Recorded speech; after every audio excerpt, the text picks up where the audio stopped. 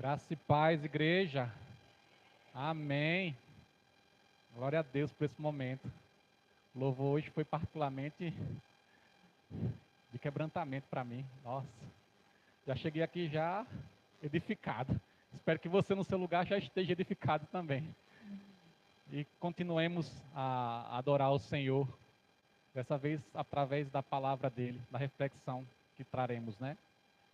Irmãos, agradeço a Deus pela possibilidade de estar aqui com os irmãos, num culto na direção das famílias. E estou feliz de estar aqui com os irmãos e gosto de trazer uma reflexão, se os irmãos puderem abrir a Bíblia de vocês, o texto que se encontra em Deuteronômio, difícil não, né? Deuteronômio, capítulo 8. Vamos ler os versos 10 a 14, 17 e 18. Deuteronômio 8, versos 10 a 14 e 17 a 18. E enquanto os irmãos abrem as Bíblias, como de costume, eu gostaria de dizer, entendeu? Deuteronômio, todo mundo entendeu, né? Deuteronômio, glória a Deus. É bom, né? Igreja com projetor, né? É uma benção. Irmãos, deixa eu, como de costume, preparar o seu coração, né? Sobre o que nós iremos ver essa noite. O último domingo que eu estive aqui com a possibilidade de pregar, eu falei sobre o tema o amor de Deus. Eu trouxe uma reflexão baseada em 1 de João, capítulo 4, verso 16. E naquele domingo que eu estive, eu fiz à luz da palavra de Deus algumas afirmações. Primeira afirmação, que Deus é amor. Em sua essência, Deus é amor.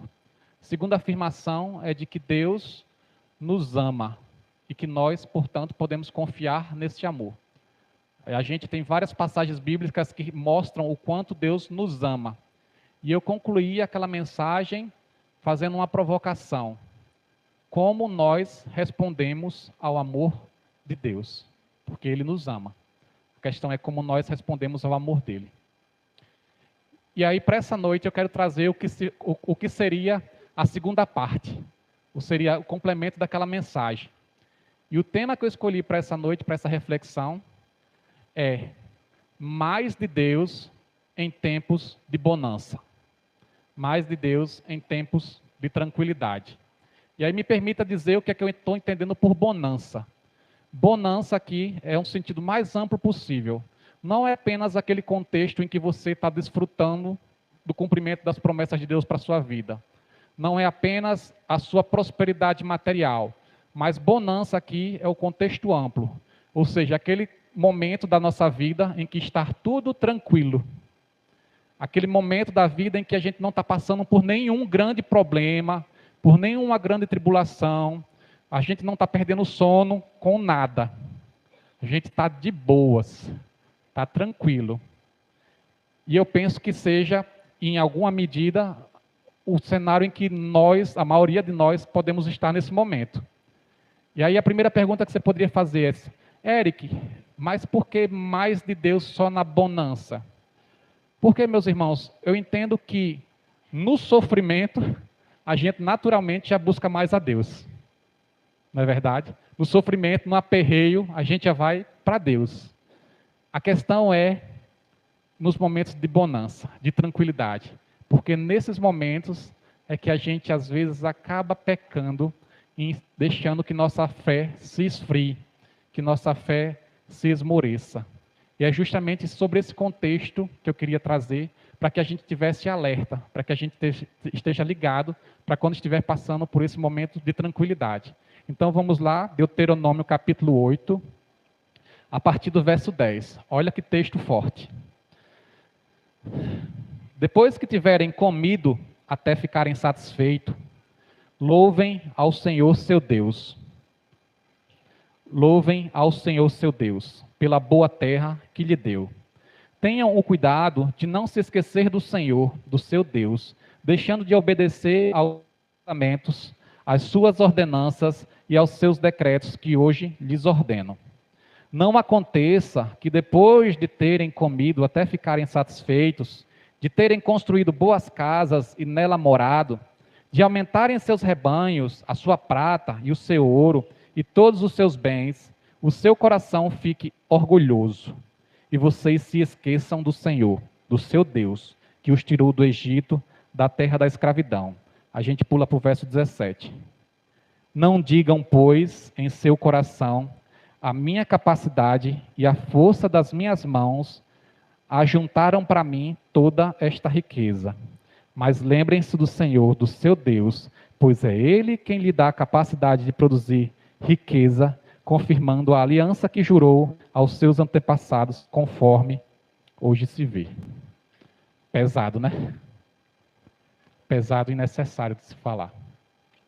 Irmãos, o escritor C.S. Lewis, no livro Carta de um Diabo a seu Aprendiz, ele fala que um dos objetivos do diabo, nosso inimigo, é fazer com que a gente, seres humanos, se esqueça de que existe uma lei da ondulação regendo nossa vida. E o que é a lei da ondulação? A lei da ondulação diz que nós, aqui na Terra, iremos enfrentar altos e baixos. E o diabo, ele quer que a gente se esqueça que essa lei está presente na nossa vida. Como assim? Ele quer que, em meio ao sofrimento, ele pense que vai ser sempre sofrimento. E você se desespere. Por outro lado, quando você está em tempos bons, em tempos de tranquilidade, ele quer que você pense, vai ser tranquilidade para o resto da sua vida. Aproveite, desfrute da sua bonança. Mas a verdade é, meus irmãos, que o dia mau, ele vem nas nossas vidas. O dia difícil, ele vai vir. E por que o dia mau vem nas nossas vidas? Muito simples. A nossa vida aqui na Terra tem várias esferas, várias dimensões. A gente tem a dimensão física do nosso corpo, a gente tem uma dimensão mental, a gente tem uma dimensão relacional no trato com os outros, nós temos também uma dimensão espiritual.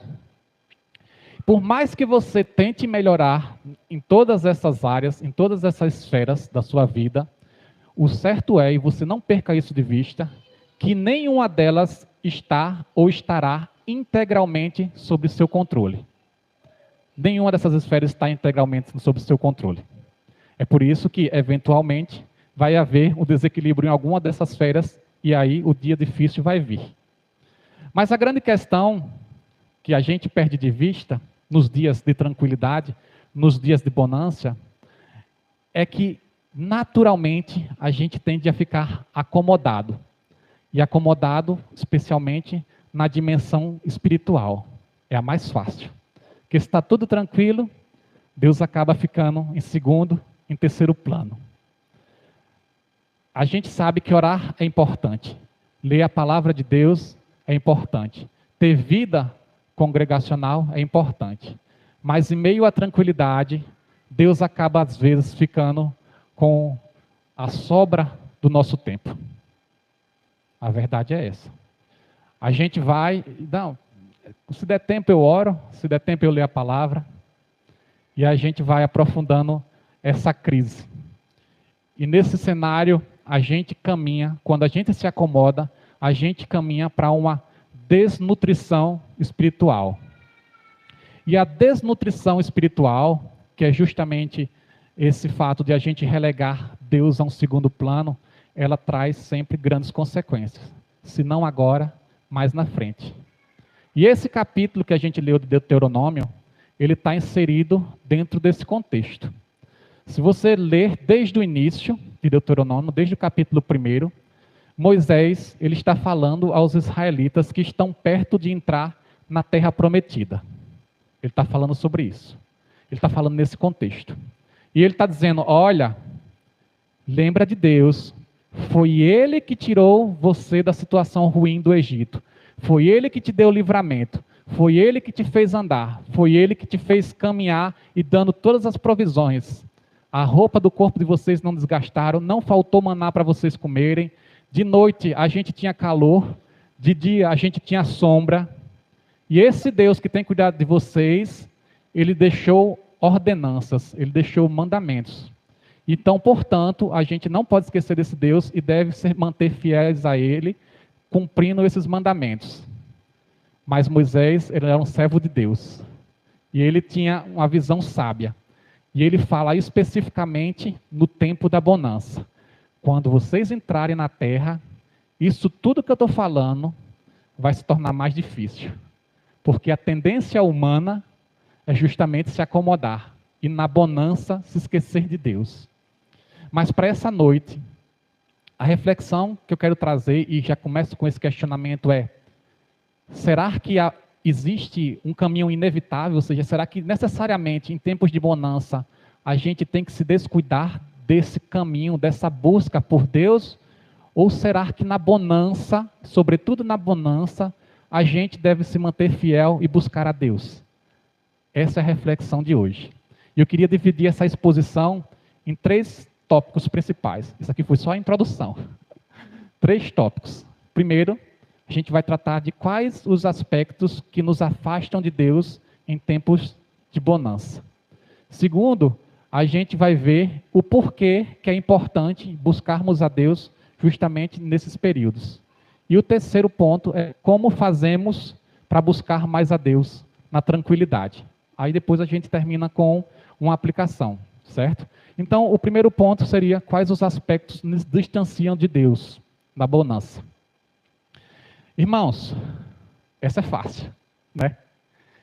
Em condições normais de temperatura e pressão, existe muito mais coisas que nos afastam de Deus do que nos aproxima. A verdade é essa. Ou seja, o jogo já está contra nós, né? Se a intenção for buscar a Deus, o jogo já está contra nós. E aí, quando eu me converti, que eu fiz o discipulado, lição clássica, né? Não é possível. Se você fez discipulado, você deve ter ouvido isso. Que o homem tem 3 grandes inimigos. Quais são? A carne, o mundo e o diabo.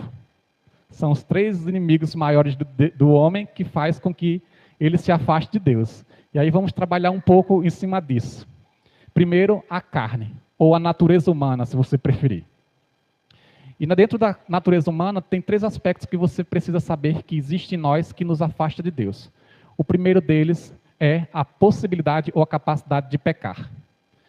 Existe um mistério teológico, quase um paradoxo, que foi enunciado por Lutero com a afirmação, saca só meu latim, simo justus et peccator. Simultaneamente justo e pecador. O que é isso? Muito simples. De enunciar, né? Não de entender, mas de enunciar é. A Bíblia fala que após a conversão, nós fomos regenerados. Somos novas criaturas. Fomos justificados por Jesus. Não há condenação sobre os que estão em Cristo. O Espírito Santo nos purifica e nos santifica. Porém, ainda permanece em nós a capacidade de pecar. Essa é uma questão.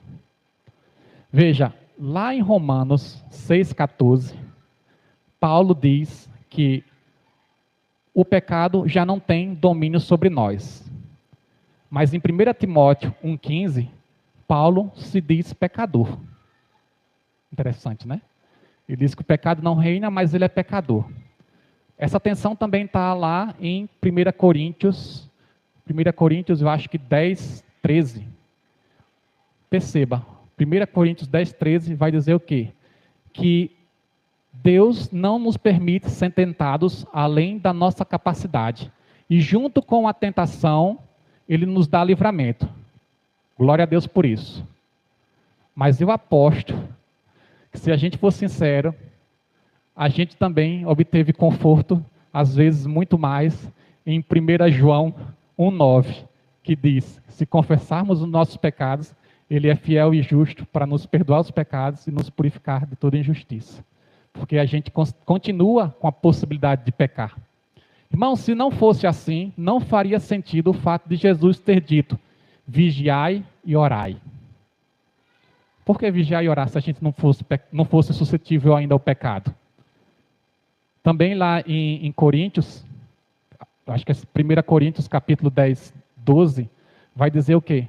Aquele que está de pé, cuide para que não caia. Isso tem que ser encarado com seriedade. Por quê? Porque 1 de Pedro 5,8 vai dizer que o nosso inimigo, o diabo, ele anda ao nosso redor como um leão que ruge buscando alguém que possa tragar. Ou seja, ele está lá só de butuca ali. Se pecarmos, ele vai estar atento. Então, perceba que existe ainda em nós a capacidade de pecar. E verdade seja dita. Se não fosse o Espírito Santo para nos dar sabedoria, discernimento e nos dar força para resistir, não ficaria um cristão em pé até o dia que Jesus voltasse. Não ficaria. Por quê? Porque a natureza humana ainda continua imperfeita. Entenda uma coisa, irmãos. A conversão, ele é o fim de um ciclo, mas é início de outro. Ele é fim de um ciclo por quê? Porque a partir de agora, eu escolho seguir a Cristo. Eu deixo de lado a velha natureza. Escolho deixar de lado. Mas é o início de um novo ciclo. O ciclo de uma caminhada em que aquilo que ainda sobrou de imperfeito em mim vai agora ser purificado pelo Espírito Santo. Mas isso é um passo a passo, devagarzinho, porque ainda existe em nós uma inclinação para o pecado, porque ainda existe em nós orgulho a ser tratado, porque existe em nós vaidade a ser tratada. Ainda somos pessoas que se iram. E isso é uma coisa que a gente deve prestar atenção. Por quê? Porque perceba, se nós somos ainda capazes de pecar, a gente não pode perder de vista o que Isaías fala lá, capítulo 59, acho que verso 2, que o nosso pecado faz separação entre nós e Deus. Então, como temos ainda a possibilidade de pecar, a gente tem que ficar preocupado com essa situação, porque se pecarmos, nós estamos nos distanciando de Deus. Eric, mas o que isso tem a ver com a questão da bonança? Tem a ver que, justamente no período de bonança, acontece um fenômeno interessante. Se tudo mais está tranquilo, a gente às vezes tende a tratar o pecado de uma forma não tão séria quanto ele de fato é. Me dê um exemplo do Davi. Davi adulterou com Batseba, mandou matar o Urias, mas ficou calado, de boas, tranquilaço. Quem foi lá? Natã. Ele não reconheceu por ele mesmo. Então perceba que existe ainda a possibilidade do pecado. E aí, sabendo disso, a gente tem que ter bem cuidado com isso. E dentro de uma espiritualidade saudável, a gente tem que chegar diante de Deus, às vezes, e não apenas pedir perdão pelo nosso pecado. Não só isso. A gente tem que ter a coragem, a ousadia de orar, igual o Salmo 139, versos 23 e 24. Senhor, sondas e me conhece, vê se há em mim algum caminho mau. Ou seja, a gente pode estar pecando, crente abafando que está fazendo tudo certo e está fazendo tudo errado. Então a gente precisa ter essa coragem e esse discernimento de entender que às vezes nosso autodiagnóstico não é suficiente. É Deus também nos purificando. E a gente tem essa percepção quando a gente acredita que o pecado de fato é algo grave. É algo que atenta contra Deus. E por isso nos distancia dele. Então é nesse contexto que a gente tem que ter coragem de fazer esse pedido a Deus. Para que ele nos aponte os nossos pecados às vezes. Aí você diz, Eric, então você está dizendo que a pessoa pode pecar e mesmo assim sem saber ou que está pecando ou que está fazendo a coisa errada? Eu digo, pode acontecer. Lucas 18 fala sobre isso. Lembra a história do fariseu? Senhor, obrigado porque o Senhor me fez essa pessoa boa que eu sou, porque eu faço tudo certo. Obrigado porque eu não sou como aquele publicano. E qual é o final da história? Quem saiu justificado? Foi só o publicano. Então que a gente tenha cuidado. O pecado continua nos afastando de Deus. O segundo ponto da natureza humana que nos distancia de Deus é o comodismo. A gente tende, seres humanos, a sermos seres que se acomodam muito facilmente. Se uma coisa estiver tranquila, se uma coisa estiver dando para levar com a barriga, e aí é quase em todas as áreas da nossa vida, a gente tende a deixar por isso mesmo. Não, vai levando mesmo. Não é verdade? É lógico, vai ter criaturas que são ainda mais acomodadas do que outras, né? Tem aquela criatura que a gente não sabe como é que ela se mexe na vida ainda, né? Ela está doidinha para que o mundo termine, mas que termine num barranco, que ela para morrer encostada, assim, escorada, que é para não ter trabalho. E tem outras criaturas que são ainda muito mais desejosas de fazer a coisa certa, né? Você tem aquela pessoa lá, aquele camarada que está no projeto no fitness já faz uns 10 anos, tá? Mas está firme, né? Mas a grande questão do comodismo, dentro do período de bonança, dentro do período de tranquilidade, é porque se nos acomodarmos, nós deixaremos de perceber uma coisa importante, de que a nossa vida espiritual, ela é o centro da nossa identidade aqui na Terra. E por que eu digo isso? Eu digo isso porque Jesus me ensinou assim. No Getsemane, Jesus ele deu demonstrações de que se o espírito for forte, tem condições de eu ficar firme, mesmo a carne sendo fraca. Então é preciso que a gente não descuide da nossa vida espiritual, sobretudo nos períodos de bonança. E o comodismo é um dos obstáculos que a gente vai ter que vencer. O terceiro fator é a autossuficiência, e que está muito relacionado ao texto que a gente viu, principalmente o verso 17. O que é a autossuficiência? A autossuficiência é aquele momento da nossa vida em que a gente vê tudo tranquilo e cai na besteira de deixar de ser gratos a quem de fato nos deu ou nos fez tal qual fez.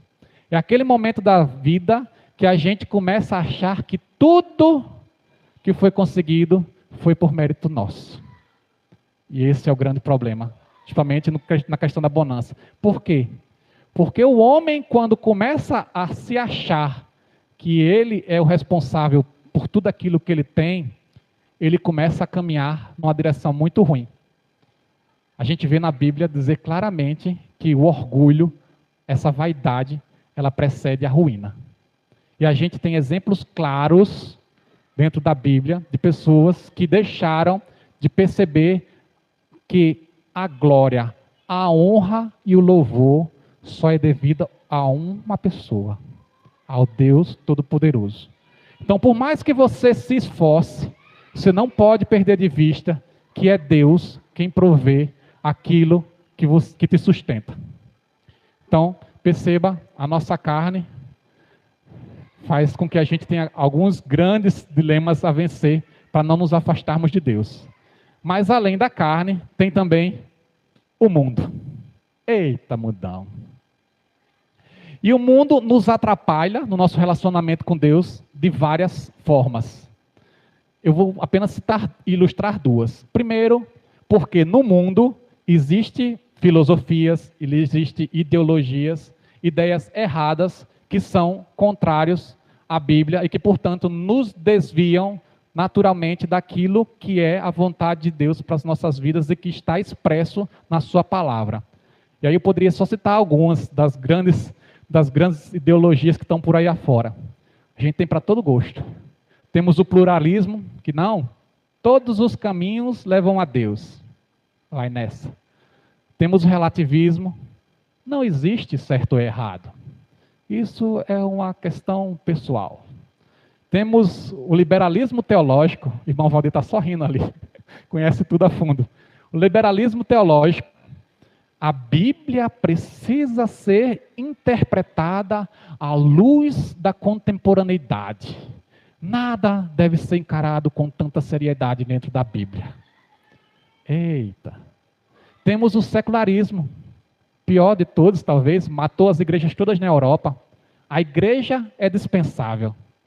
Então perceba que isso é extremamente complicado e nos afasta de Deus, porque todas essas ideologias, todas essas filosofias, elas são atrativas. E por que são atrativas? Por quê? Elas têm um único ponto em comum. Um único ponto em comum. Elas não confrontam o homem. Você pode ficar no mesmo lugar que você está. Olha que beleza.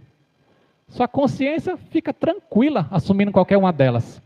E qual é o pior de tudo isso? É que essas filosofias e essas ideologias não estão mais sendo apenas doutrinadas nas universidades, como era no nosso tempo dos nossos pais. Elas estão presentes nos lares.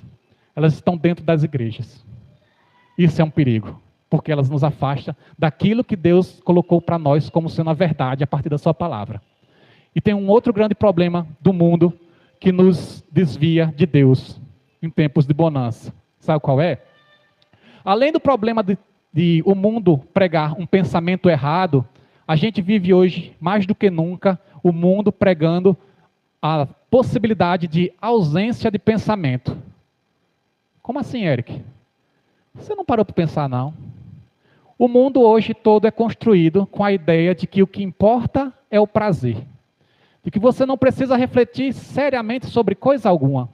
Que você não precisa sofrer nem enfrentar os dilemas do sofrimento. Você não precisa fazer nada disso. Existe um livro chamado Admirável Mundo Novo. Não vou falar o nome do autor não, porque eu não consigo nem pronunciar. Mas é Aldous Huxley. Desculpa aí, eu não sei falar. Meu inglês não está muito bom ainda não.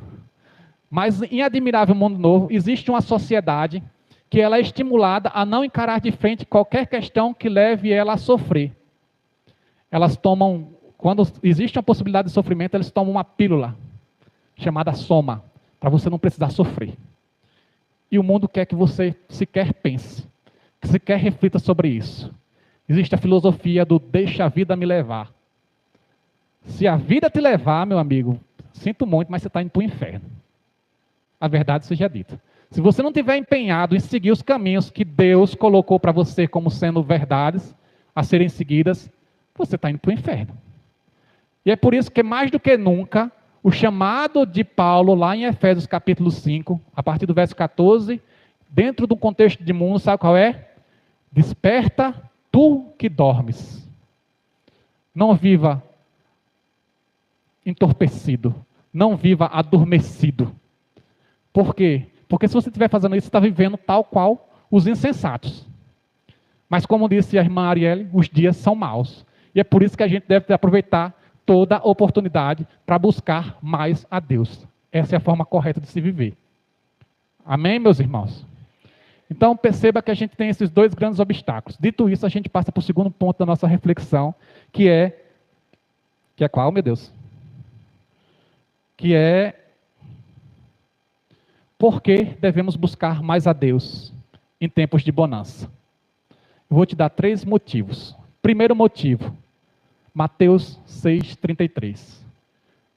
Devemos buscar mais a Deus porque Jesus disse: buscai primeiramente o reino de Deus e sua justiça, e todas as demais coisas serão acrescentadas. Eric, eu prestei atenção numa coisa agora que você falou.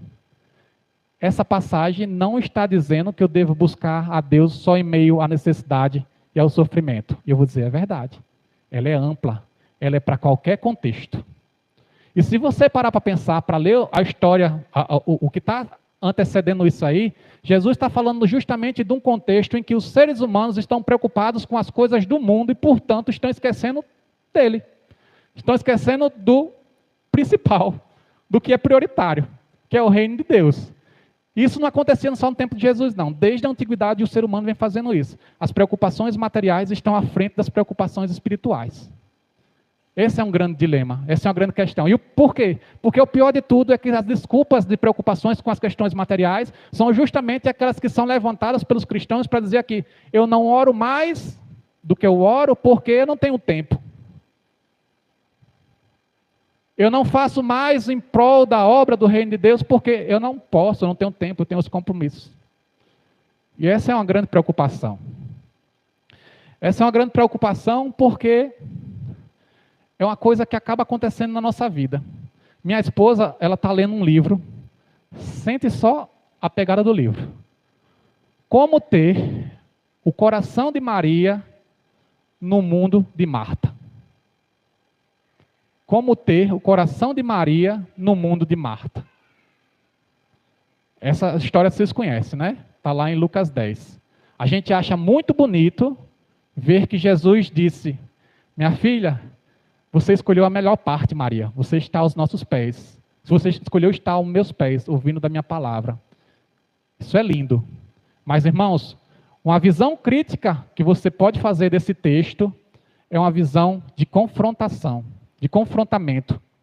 É você perguntar, nessa história, se fosse eu estou mais parecido com Marta, eu estou mais parecido com Maria. Eu tenho orado a Deus para que Ele me dê sabedoria para buscar mais a Ele, para ouvir mais a palavra dEle.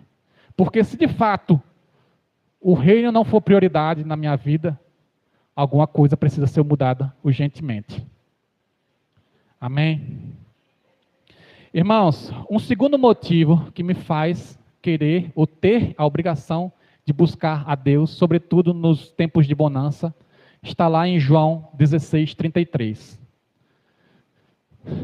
Jesus, quando esteve entre nós, ele fez promessas maravilhosas. Ele disse que a gente poderia tirar sobre ele os nossos fardos. Ele disse que estaria conosco até a consumação dos séculos.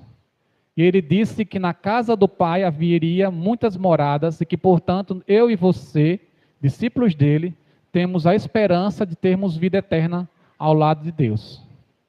As palavras de Jesus, as promessas de Jesus são lindas e elas vão se cumprir. Mas Jesus, ele deixou um alerta. No mundo, vocês teriam aflições. Ou seja, não é o fato de você ser discípulo de Jesus que vai te dar colher de chá, não. Não é. O sofrimento, ele vai vir em algum momento na sua vida. E sendo bem franco com os irmãos, que bom que o sofrimento e a dor, às vezes, virá para nós em alguns momentos. Porque tem coisas que você só vai aprender no sofrimento. Desculpe lhe falar. Mas tem coisas que eu só aprendi na minha vida depois que eu sofri. Ah, você é masoquista? Eu não sou, não. Eu só entendo que Deus, ele é capaz de tirar coisas boas a partir de contextos ruins. E portanto, se não fosse isso, ele nem me deixaria sofrer. Porque a vontade dele é boa, perfeita e agradável. Então Deus, o dia mau, ele vai sobrevir em algum momento das nossas vidas. E a gente tem a certeza de que, de alguma forma, a gente vai crescer com isso. Paulo, ele fala o quê? Paulo fala que ouviu da parte de Deus, ele dizendo assim, o meu poder se aperfeiçoa na fraqueza. Aí Paulo declara, é por isso que quando eu sou fraco, é que eu sou forte. Então perceba que o sofrimento, ele vai vir em algum momento. Mas por que eu devo buscar a Deus agora no dia bom? É porque no dia bom você já vai conseguir estabelecer uma intimidade com Ele, para saber quem de fato Ele é, para que quando você estiver no sofrimento, você possa dizer, eu sei em quem tenho crido. É por causa disso. Você tem que buscar a Deus por causa disso, porque quando você estiver na prova, você vai precisar saber que o seu Deus é aquele que salva, o seu Deus é aquele que cura, o seu Deus é aquele que faz maravilhas. É por isso que você tem que buscar a Deus agora, porque na prova fica muito mais difícil você ter essa percepção, ter essa maturidade. Então você tem que desenvolver a sua intimidade e sua espiritualidade justamente no contexto em que as coisas estão tranquilas, para saber quem de fato Ele é. Você tem que buscar Ele agora. A verdade é essa. E tem um terceiro ponto, que é o período de bonança, ele também é um teste espiritual. Meus irmãos, Provérbios 30, a partir do verso 8, tem uma situação muito interessante. Eu vejo interessante, né? O escritor diz assim, Deus, não me dê nem riqueza nem pobreza, me dê só o necessário. Porque se você me der riqueza, pode ser que eu esqueça do Senhor. E se você me der pobreza, pode ser que eu venha a roubar e tentar, e cometer um pecado. E isso aqui traz uma reflexão importante para você. É que no período de bonança, no período de tranquilidade, você tem que ter a maturidade de saber que nenhuma bênção pode te afastar de Deus, no sentido que você não pode deixar que elas te afastem de Deus. E eu me lembro que eu já orei nesse sentido. Quando começou a surgir no horizonte a possibilidade de eu vir assumir o concurso que eu hoje estou exercendo, eu era um servidor do INSS, e aí estava com a perspectiva de ser chamado nesse outro concurso. Mas minha maturidade, minha vida espiritual naquela época estava em dia. E eu me lembro que minha oração para Deus foi justamente essa. Eu disse, Deus, sabe aquela bênção que está para vir, ou que pode vir? O Senhor pode fazer qualquer coisa com ela. Ela pode chegar até mim ou não. Está no seu poder, isso eu não tenho dúvidas. Mas Deus, não venha a mim nenhuma bênção que o Senhor saiba que eu possa me desviar do Senhor por causa dela. Eu não queria nenhuma bênção que me desviasse do Senhor. por causa disso. E a gente precisa ter essa maturidade de saber que na bonança, na prosperidade, a gente não pode se deixar de ser fiel a Deus por causa disso. A gente tem que crescer espiritualmente justamente nesse período para saber que é possível estar em comunhão com Deus, ser fiel a Deus no pouco e no muito, tal qual Paulo foi. A gente precisa desenvolver isso, espiritualmente, essa questão. E a gente deve aproveitar os momentos bons para a gente criar as experiências necessárias para que também a gente, como Jeremias, quando a gente estiver diante do dia mau, a gente possa olhar para trás e ter coisas boas para trazer à memória. Quero trazer à memória aquilo que me dá esperança. E como é que eu vou ter essa esperança? Se eu estiver buscando a Deus agora. Eu vou ter momentos bons com Ele, e quando eu estiver na prova, eu vou me lembrar desses momentos. E eles vão me servir de consolo. Amém, meus irmãos? E aí, a gente entra no próximo ponto, como buscar mais a Deus na bonança. Existe uma escritora, acho que não é tão conhecida, talvez dos irmãos, ela se chama Hannah More. Hannah More, ela era uma inglesa, escritora, ela escreveu alguns livros. Ela viveu ali entre os séculos 18 e 19. E eu estava lendo recentemente um livro dela chamado Oração Secreta. E Hannah More, ela fala uma coisa interessante, que você já sabe, mas dito por um escritor fica tudo mais bonito, né? Ela diz que o homem, ele é um pecador.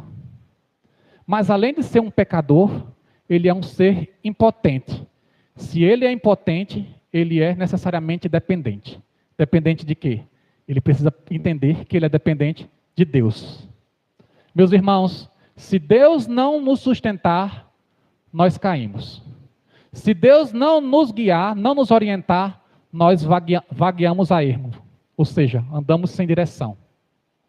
Portanto, a única coisa segura que há para você se apegar aqui nessa terra é Deus.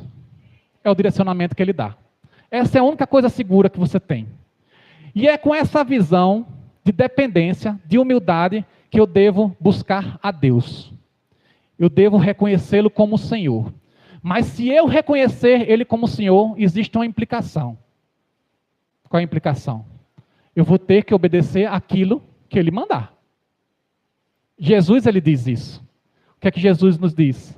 Quem me ama, guarda os meus mandamentos. Frase curta, mas cheio de implicação. Qual a primeira implicação? Que é o caminho que se estabelece para buscar mais a Deus na bonança. O primeiro caminho é conhecer quais são esses mandamentos. Se quem ama a Ele obedece os seus mandamentos, a primeira coisa que eu tenho que fazer é conhecer quais são os mandamentos dele. E como é que eu faço isso? Leitura da palavra. Meditação da palavra. Reflexão sobre a palavra. Estudo profundo da palavra de Deus. À luz e sob o guia do Espírito Santo. Ele que vai me dizer como é que aquilo se aplica à minha vida, para que eu viva em conformidade com aquela palavra. Esse é o primeiro ponto. Essa é a primeira questão. Não existe como você viver uma espiritualidade minimamente decente, me desculpa a palavra, se você ficar superficialmente lendo a Bíblia, se você ficar lendo a Bíblia esporadicamente, ou se você não lê a Bíblia, que é pior ainda. A verdade seja dita. Não existe. Se você não buscar a palavra, você não vai conhecer os mandamentos. Se você não conhecer os mandamentos, você não vai observá-los. Se você não observá-los, você não ama a Deus. É simples assim. Desculpa se eu estou sendo duro com você. Mas é para ser duro. Porque não tem outra forma de me referir a isso. Esse é o primeiro pilar. Conhecer mais a Deus. E eu conheço mais a Deus a partir da palavra dele, das Escrituras. Qual é o segundo pilar? O segundo pilar é conversar com Deus. É buscar a Ele, é ter intimidade com Ele, é orar a Ele. E aí você vai ver várias passagens na Bíblia que falam sobre essa questão. A minha preferida é Mateus 6,6. Sueli me lembrou, Sueli me fez decorar Mateus 6,6. Ela me fez decorar João 8,44. Mas me fez decorar Mateus 6,6. Que Jesus fala o quê? Ei, você precisa estar sós com Deus. Entra no seu quarto e ora. Você precisa se relacionar com Deus. E esse relacionamento tem que ser um relacionamento de intimidade. E de intimidade é você a sós com Ele. Hannah, ela chama isso de deveres do quarto. Ou oração secreta. Você escolhe. A questão é a seguinte, meus irmãos. Jesus, ele não apenas disse para a gente orar. Ele orou. Quando ele estava no nosso meio, os evangelhos registram várias oportunidades em que Jesus deixou os discípulos e foi a sós orar no monte. Meu amigo, Jesus era Deus, era filho de Deus e ele orava. Então por que nós não oramos? Por que a gente não faz disso uma questão central da nossa vida? Deveríamos fazer. Porque se ele fez, é porque é importante, é porque é urgente. Então perceba que esses são os dois pilares da intimidade, da comunhão que eu devo ter com Deus. A oração e a leitura da palavra, a meditação da palavra. Aliás, falando em meditação da palavra, o próprio Salmo 1, né, verso 2, fala que é bem-aventurado aquele que tem prazer na lei do Senhor e nela medita de dia e noite. Acho que um dos cantos que foi cantado hoje, essa noite, falava justamente isso. Então, isso é importante. Esse conhecimento é importante. Mas, Eric, só a partir disso que eu consigo buscar Deus? Não. Tem outras ferramentas. E a gente não teria tempo para explorar cada uma delas, mas aqui eu estou me referindo às chamadas disciplinas espirituais. Jejum é importante, serviço é importante, simplicidade é importante, celebração é importante. As disciplinas espirituais, elas estão aí e elas podem ser usadas em um contexto de bonança se você tiver de fato um interesse em buscar a Deus. E tem mais alguma coisa? Tem. Mentalidade. Mentalidade. Para que eu me relacione com Deus, para que eu busque mais a Deus, eu tenho que ter duas coisas na minha mente. Pelo menos duas não, tem que ter outras, mas duas eu chamo a atenção. Primeiro, gratidão. Primeiro é gratidão. Paulo diz que devemos dar graças em todas as circunstâncias. E é essa mentalidade que eu preciso ter na minha vida. A mentalidade de que glória a Deus, graças a Deus pelo meu sustento. Glória a Deus, graças a Deus pelos livramentos que Ele me dá. Glória a Deus, graças a Deus por tudo que Ele é na minha vida. Essa é uma mentalidade que tem que estar presente no meu coração, se eu de fato quiser buscar a Deus. É reconhecer que tudo é dele, tudo é para Ele e tudo vem por meio dele. Essa é a primeira coisa que tem que ter na minha cabeça. Segunda coisa, generosidade. Deus ama quem dá com alegria. E esse aqui é um contexto mais amplo. Eu não estou me referindo apenas a ofertas e dízimos, que isso é o trivial. Eu estou falando de olhar para o lado. De ser generoso com as pessoas que estão do lado. Isso são coisas que nos aproximam de Deus, porque alegra o coração de Deus e nos fazem ter a perspectiva do que Ele é. Deus é bom? É. Deus é generoso? É. Então a gente tem que imitar Ele. Se a gente buscar ser semelhantes a Ele, se a gente buscar identidade com Ele, a gente vai estar mais próximo dEle. E aí, você pode dizer, Eric, isso exige um esforço. Exige. E um baita esforço. Porque a gente tem muita coisa que nos afasta de Deus. Muita coisa que nos afasta de Deus. E a gente tem que vencer tudo isso para que a gente se aproxime dele. Mas eu vou dizer uma coisa para você que talvez você tenha esquecido. Não existe um esforço que você faça na direção de Deus que não seja recompensado infinitamente mais. Porque Deus, Ele é bondoso, Deus é generoso e Ele sabe recompensar aqueles que o amam em espírito e em verdade. E Ele está esperando que eu e você faça isso. É sobre isso, gente. É sobre isso. A gente tem que buscar a Deus. E aqui eu já vou me caminhar já para a conclusão. Eu acho que os irmãos já devem estar cansados de tanto puxão de orelha, né? Mas tem um teólogo que dizia, a missão de quem prega é perturbar os acomodados e consolar os perturbados. E é sobre isso. A gente caminha agora para a conclusão e eu quero caminhar com uma aplicação sobre essa questão. A questão é, quando é que eu devo buscar a Deus? E eu espero que você já saia daqui com uma resposta. Agora. Urgente. Não existe tempo para esperar. É agora. Buscai o Senhor enquanto podemos encontrá-lo. E a gente tem que tomar isso em mente, porque a nossa vida é finita. De repente se acaba. Então a gente importa que a gente busque a Deus agora. E a segunda pergunta que você poderia fazer é, o quão intensamente eu devo buscar a Deus? E eu vou dar uma resposta bem sincera para você. Eu sei que talvez incomode. Você deve buscar a Deus na medida em que isso te faça sair da sua zona de conforto. Irmãos, você pode ser acomodado no que você quiser ser. Você pode ser acomodado no trabalho, você pode ser acomodado no seu relacionamento, mas não escolha ser acomodado na sua vida espiritual. Não escolha ser acomodado na sua vida espiritual. Você não tem por que se conformar e se contentar com uma vida devocional fria, com uma vida devocional morna. O Salmo 63, o salmista diz o quê? Que busca intensamente o Senhor. Que ele anseia pelo Senhor como a terra seca anseia por água. Porque não é esse o desejo do nosso coração. Pode ser esse o desejo do nosso coração se a gente estiver empenhado em buscar a Deus. E a gente pode buscar a Deus já desde agora. No nosso dia a dia. Houve um retiro. Os irmãos foram para um retiro. Não os irmãos dessa igreja. É uma história. Uma ilustração. Verídica. Em que terminou o retiro, um dos irmãos chegou para o pastor e falou assim: pastor, que pena que o retiro acabou, né? Agora a gente vai ter que voltar para a realidade. E o pastor teve a maturidade de dizer para ele: irmãos, a realidade que você experimentou aqui é de fato a realidade. Não foi esse lugar que fez com que você buscasse mais a Deus. Não foi o lugar, o ambiente. Não foi as pessoas. Foi o seu desejo de querer buscar. E você pode ter esse desejo, essa vontade de buscar a Deus na sua casa, no seu cotidiano, na sua vida diária. Se você quiser. Se você quiser pagar o preço. Se você quiser ir nessa direção. Se você quiser buscar a Deus de uma forma íntima. Você conhece as ferramentas. Você conhece o caminho. O que é que te impede de fazer isso? Eu estou dizendo você, mas eu estou dizendo para mim também. Porque essa é a orientação que tem movido o meu coração. E por falar nisso, existe uma história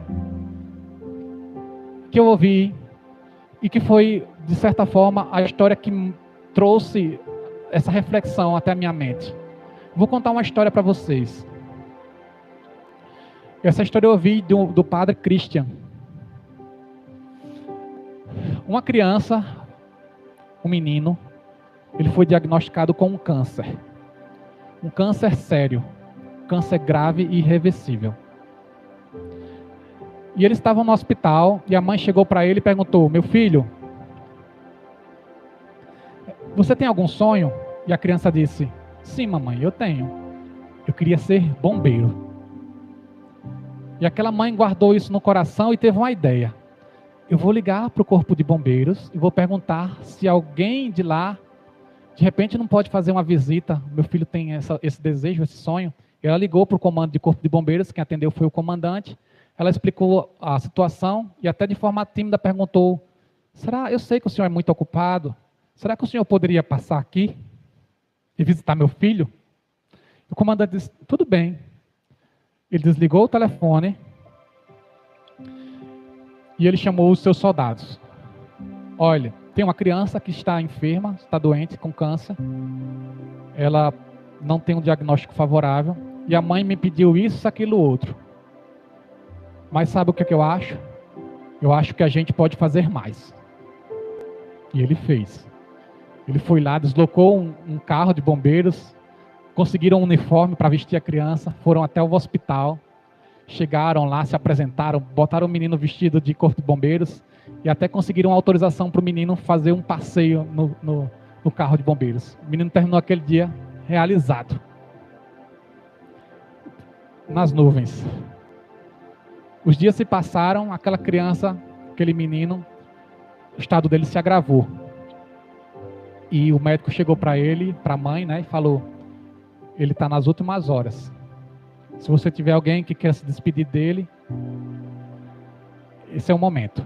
E aquela mãe lembrou do comandante. E ligou, perguntou para ele se ele poderia passar para se despedir da criança. E o comandante disse: claro, eu vou. Ele desligou, falou para os soldados o que estava acontecendo. Ela me pediu isso, mas nós podemos fazer mais. E ele fez. Ele foi de novo com o carro de bombeiro, ligou as luzes lá em frente, fez até uma encenação em que o soldado entrava pela janela lá do quarto da criança e colocou uma medalha no peito da criança. E a criança perguntou: eu sou um bombeiro? E o comandante falou: sim, você é um dos mais bravos que a gente tem. Algumas horas depois, a criança partiu. Mas ela partiu tendo experimentado aqui na Terra o melhor do que qualquer ser humano pode dar, que é o amor. O amor que vem da parte de Deus e que ele é transbordante se você estiver cheio do Espírito Santo. Aquela criança experimentou o amor. Mas dessa história, o que eu quero pegar como principal para a nossa reflexão de hoje é a frase: nós podemos fazer mais. Nós podemos fazer mais em relação à nossa vida espiritual. Nós podemos ir além. Com a ajuda de Deus, nós podemos ir além. Meus irmãos, eu quero que isso chegue ao seu coração. Entenda uma coisa. Existem pregações lindas, boas, maravilhosas. Eu não estou dizendo que é essa. Mas na internet a gente tem acesso aos melhores pregadores que se pode imaginar. Os melhores estão lá, disponíveis para a gente. E você pode ter contato com esses pregadores. Mas tem uma coisa que você precisa saber. E tem duas verdades, na verdade, que você precisa saber nessa noite. É que por melhor que seja uma pregação, por melhor que seja um culto, a gente só consegue ir até um determinado ponto com eles. A missão de um pregador é mostrar uma porta aberta, um caminho a percorrer. Mas atravessar essa porta e seguir esse caminho é uma decisão minha e sua. É a gente que escolhe fazer isso quando a gente resolve se dedicar a Deus. De fato. Sem superficialidade, sem mediocridade. É quando a gente escolhe viver essa vida de comunhão com Ele. E a gente pode fazer isso agora. Não precisa ser em meio ao sofrimento, não precisa ser em meio à dor. É agora. Mas é a gente que escolhe fazer isso. A responsabilidade está sobre nós. Os braços de Deus já estão abertos. E Ele espera por mim e espera por você. Essa é a primeira coisa que eu queria dizer para você, de uma forma muito sincera. E tem uma outra coisa que eu preciso dizer para vocês. Eu sei que às vezes incomoda, mas eu não ficaria confortável se eu não dissesse. Durante essa pregação, pode ser que de alguma forma uma emoção tenha chegado ao seu coração. Pode ser que você tenha se sentido tocado em algum ponto. E do ponto de vista humano, desse que está falando com vocês, isso é significativo, porque significa que eu e você nos conectamos de alguma forma. Eu não estou desprezando isso. Mas uma emoção que termina numa emoção, ela não vai mudar a sua vida espiritual. Porque da parte de Deus, o que Ele quer de mim e de você, transformação de vida, é quebrantamento, é decisão de obedecer a Ele. É isso que Ele quer, isso que Ele espera de nós. Portanto, meus irmãos, diante de você está uma decisão. Você pode sair daqui da mesma forma que você entrou. Você pode achar que isso aqui não vai mudar em nada a sua vida. E você tem o poder de decidir isso. Você tem o poder de escolher isso. É muito simples para você fazer isso. Basta continuar como você está. Nada vai mudar. Mas se você quer ver mudança na sua vida, você tem que dar um passo. E aí eu quero convidar você. A gente vai ouvir uma canção. Eu queria convidar, se de alguma forma isso já está mexendo com você, já está fazendo com que você reflita sobre algumas dessas questões, a gente vai ter uma canção. E você do seu lugar, eu não sei se você vai fazer isso sentado ou se vai fazer ajoelhado, não importa. Eu só quero que você tenha um momento a sós com Deus. Que a decisão de mudar comece de agora. E você ora a Deus e peça a Deus por discernimento. Que você ore a Deus pedindo: Deus, em que é que eu preciso mudar para me achegar mais a Ti? Em que é que eu preciso mudar para que eu me aproxime de Ti de uma forma como nunca me aproximei antes? É sobre isso que a gente vai orar essa noite. Mas existe também no nosso meio, talvez, pessoas que ainda nem sequer estão iniciando a caminhada com Deus. Ainda não se converteram. Esse também é seu momento. Sabe o que eu acho mais fantástico em Deus? É que independente de qual seja o seu contexto, a gente está falando de um período de bonança. Mas se você não tem intimidade com Deus, você pode se achegar a Ele agora. Se você está passando por tribulação e sofrimento, você pode se achegar a Ele agora. Então não importa qual seja o seu contexto. Eu apenas peço que você, se sentiu motivado, se você se sentiu tocado com essa mensagem, que você tenha esse momento de oração. Que você possa pedir a Deus o direcionamento que a sua vida espiritual precisa para chegar a um novo patamar, a um nível mais profundo, a um nível em que Deus te levou além. Possa fazer isso agora, meus irmãos. Que Deus nos ajude, que Ele nos abençoe.